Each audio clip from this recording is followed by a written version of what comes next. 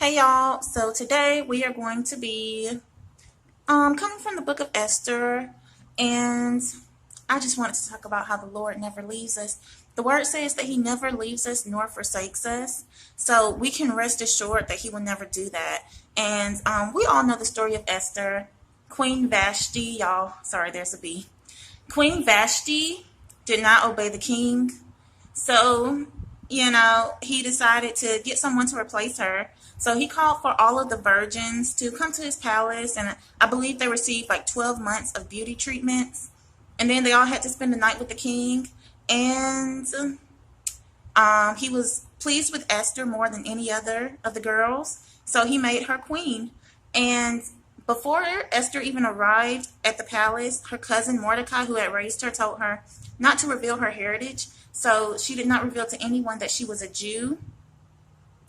And there was this guy, Haman, who really hated the Jews, and he had decided to kill them all. He actually went to King Xerxes, and he was like, there's a certain people whose rules are different than yours, whose laws are different than yours. And he basically said, hey, can I have permission to kill him? And King Xerxes said, yeah, do whatever you want. And so, Esther being a Jew, she was one of the people who were going to be killed.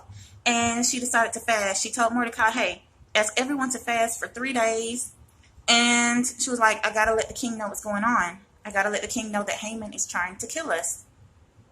So she invited the king and Haman to a banquet. However, she did not reveal her plans.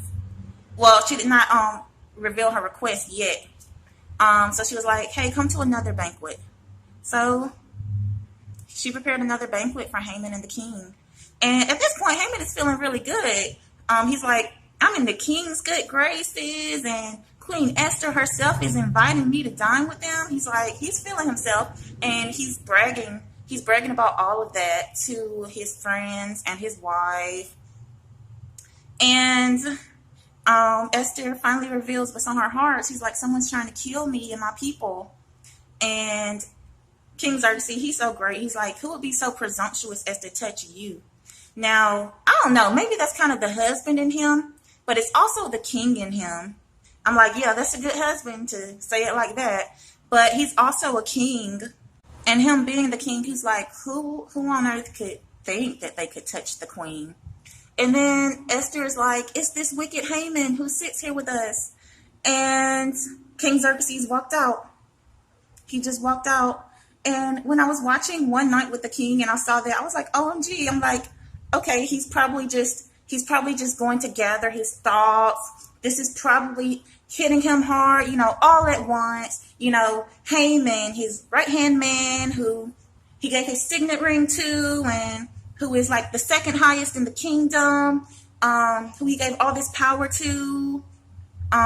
He's trying to kill his wife. I'm like, maybe he's just going out to gather his thoughts. Maybe he's like, OMG, what is the world coming to? Y'all, kings don't get confused. They don't just leave their people and walk out somewhere in confusion. As soon as Esther had told him that someone was trying to kill him, he had already made up in his mind that he was going to kill this person, whoever he is.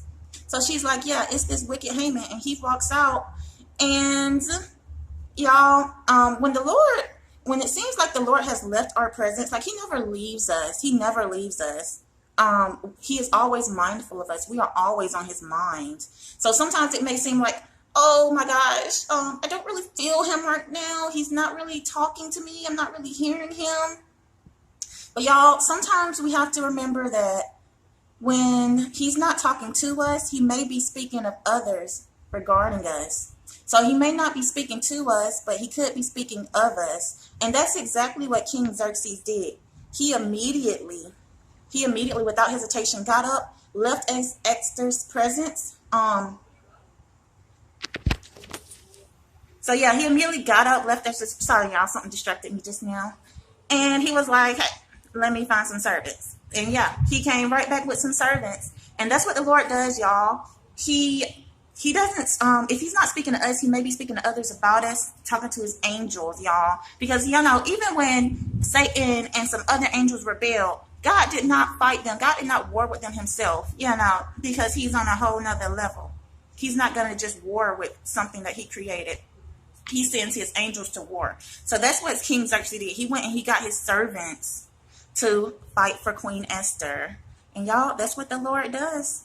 Now, the Lord is always working things out for our good. And Esther was in covenant with Xerxes, just like we're in covenant with Christ. So you know Christ would never leave us. And the king left, but he already knew what he was going to do. He already knew how he was going to handle the situation. He already had a plan.